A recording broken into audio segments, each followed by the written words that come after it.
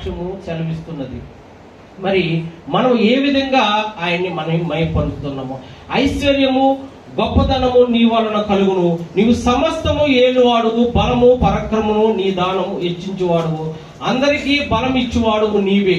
నీవు నాకు బలం ఇస్తున్నావు ప్రభా, నా పూర్ణ హృదయంతో నేను స్తుతిస్తున్నానా లేదనేది ఇది నేను మనం ఒక్కసారి ప్రశ్నించుకోవాలి.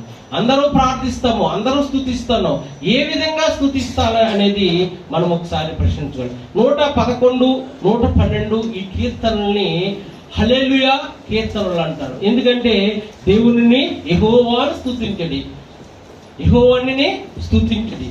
ప్రకటన గ్రంథం 19వ అధ్యాయంలో ఉంటది కదా, యెహోవాను స్తుతించండి. పుట్టినోట్లు ఏముంటదంటే హల్లెలూయా అని ఉంటది. యెహోవా స్తుతించడి అన్నప్పటికీ మనం ఏం చేయాలి? ఆయన హల్లెలూయా చెప్తున్నాం కాబట్టి ఈ 2 కీర్తనలు కూడా హల్లెలూయా, దేవునికి స్తోత్రగానం చేయాలి అనేది ఉంటుంది. చూడండి 2వ వచనము, యెహోవా క్రియలు గొప్పవి, వాటి యందు ఇష్టం గలవారు వాటిని విచారించుదురు అంటే దానికోసము తెలుసుకుంటారు, పరిశోధిస్తారు. ఎందుకోసం పరిశోధించాలి అంటే, మా దేవ మీకు కృతజ్ఞతలు చెల్లించుచున్నాము, ప్రభావం గల నీ నామమును కొనియాడుచున్నాము. ఎందుకు ఆయన విచారించాలంటే, ఆయన నామాన్ని కొనియాడడం కోసం, ఆయన నామాన్ని గణపరచడం కోసం, ఆయన నామాన్ని హెచ్చించడం కోసం, ఆయన కోసం విచారించాలి. ఏమున్నది దీంట్లో అనేది మనం తెలుసుకోవాలంటే ఆయన్ని విచారించాలని దేవుని వాక్యము సెలవిస్తున్నది. యెహోవాను స్తుతించడి, యెహోవాకు కొత్త కీర్తనలు పాడడి, భక్తులు కూడుకొని సమాజంలో ఆయనకు స్తోత్ర గీతము పాడుడి అనేది కీర్తనకారుడు చెప్తున్నాడు.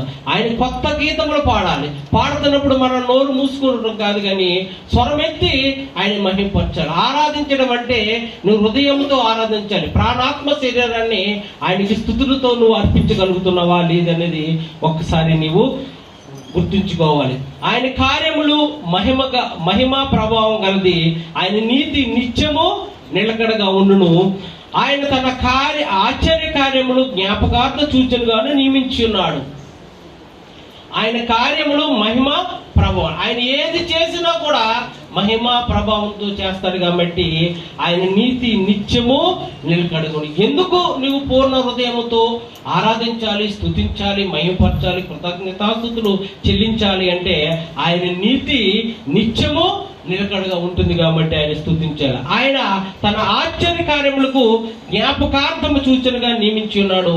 యెహోవా దయా దాక్షణ్య పూర్ణుడు కాబట్టి ఆయన దయ చూపిస్తున్నాడు, ఆయన కరుణ చూపిస్తున్నాడు. కాబట్టి నీవు నేను ఈ దినాన్న ఇంత సౌకర్యంగా, ఇంత ఆరోగ్యకరంగా, ఇంత మంచి సంతోషకరంగా సమయంలో గడుపుతున్నామంటే ఆయన దయ మన మీద ఉంది కాబట్టి మనం ఆయనకి కృతజ్ఞతాస్తుతులు మనం చేయాలి. అందుకని యెహోవాను స్తుతించుడి, యథార్థవంతుల సభలోను సమాజములోను పూర్ణ హృదయంతో నేను యెహోవాకు కృతజ్ఞతాస్తుతులు చెల్లిస్తున్నావు. నువ్వే విధంగా కృతజ్ఞతాస్తుతులు చెల్లిస్తున్నావు ఒకసారి జ్ఞాపకం చేసుకోండి. 5వ వచనం, తన యందు భయభక్తులు గల వారికి ఆయన ఆహారం ఇచ్చుచున్నాడు, ఆయన నిత్యము తన నిబంధనను జ్ఞాపకం చేసుకున్నాడు. ప్రతి దినము ఆయన నిబంధనని జ్ఞాపకం చేసుకున్నాడు. ఈయన నా కుమారుడు, ఈయన నా కుమార్తె అనేది జ్ఞాపకం చేసుకున్నాడు. మరి నీవు నేను ఆయన నిత్యము జ్ఞాపకం చేసుకునే వారంగా ఉంటున్నామా లేదనేది ఒకసారి మనము జ్ఞాపకం చేసుకోవాలి.